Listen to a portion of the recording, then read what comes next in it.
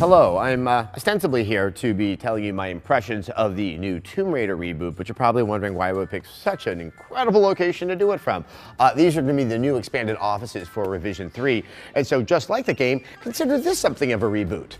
And in the light of really tortured similes, it's also because this is going to be a new area to discover and explore and find mystery in.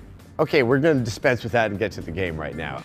So I got about 2 hours with the new Tomb Raider, and it's interesting because it is completely rebooted. Almost the entire way that you sort of play the game feels distinct from what I thought had been a rather pedantic and mundane treatment of the gameplay in a lot of the previous iterations. And at the same time, it feels like Tomb Raider. You know, it's not just because Lara Croft is there.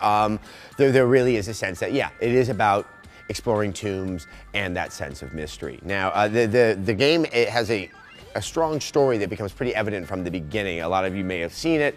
Lara's tied up after a shipwreck because they were looking for a mysterious island, and of course there's a storm.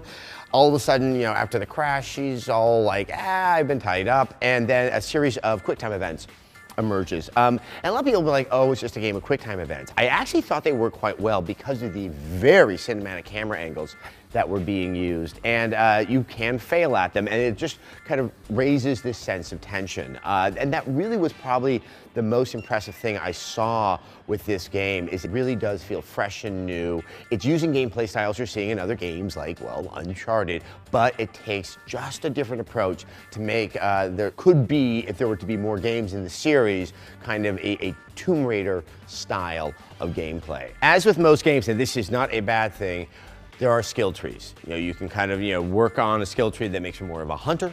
You can work on Lara with a skill tree that makes her just very, very strong in combat or very, very strong in stealth.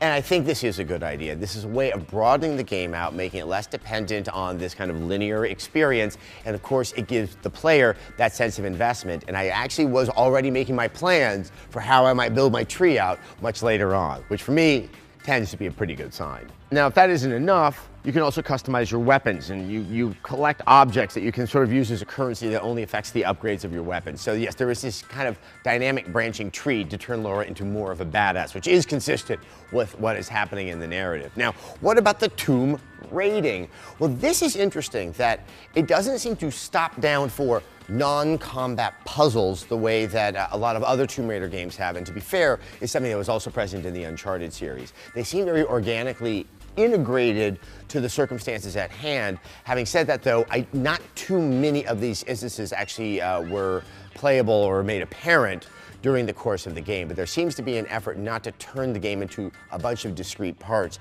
and make it into both a story, a puzzle, and an action elements that are all woven in together. So the combat's a lot of fun. It's far more dynamic and thoughtful than, not just for the Tomb Raider series, and for a lot of third-person action games out there. There is cover, but it isn't hit a button and get in the cover. And as a result, you just kind of get close to a wall, and she will just sort of naturally crouch through context. What this allows for is preventing whack-a-mole combat, and given the enemy AI that I experienced, there's no way that would actually work. You need to be in a lot of motion, you need to favor stealth in a lot of situations, and you need to be able to have a sense of what your opportunities are, be they environmental or quiet, to be able to handle the situation. I actually died quite a few times in the beginning, and it was neat to get the sense of what it now means to be playing a Tomb Raider game. We saw sort of the graduating sense of enemies, so we finally got to the heavy.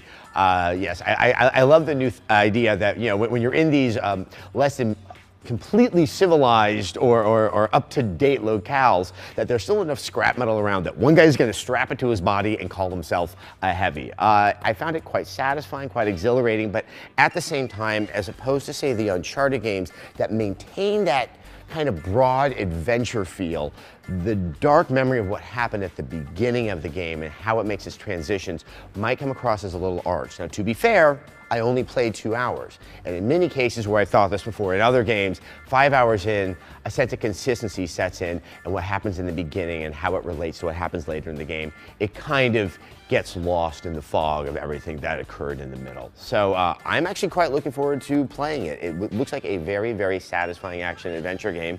And well, there you have it. We're gonna have to wait until next year, but if you wanna know more about Tomb Raider and everything that seems to be surrounding it, you can always go to youtube.com/rev3games. You can also go subscribe with us on iTunes, and of course, you can go to revision3.com.